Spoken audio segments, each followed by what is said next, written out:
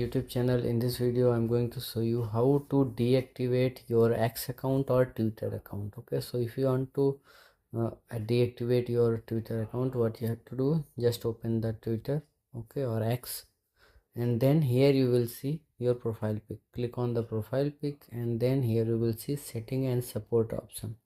Okay, now you have to just click on the setting and support, then setting and privacy. Click on setting and privacy.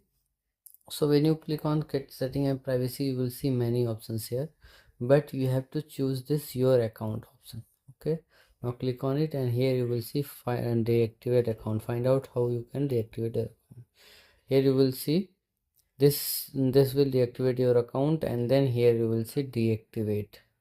Just click on deactivate again, and now you have to enter your password here, and then you can easily deactivate the account. Okay, so like this you can deactivate your X account. So if you like this video, please like my video and also subscribe my channel for more videos like this. Thanks for watching.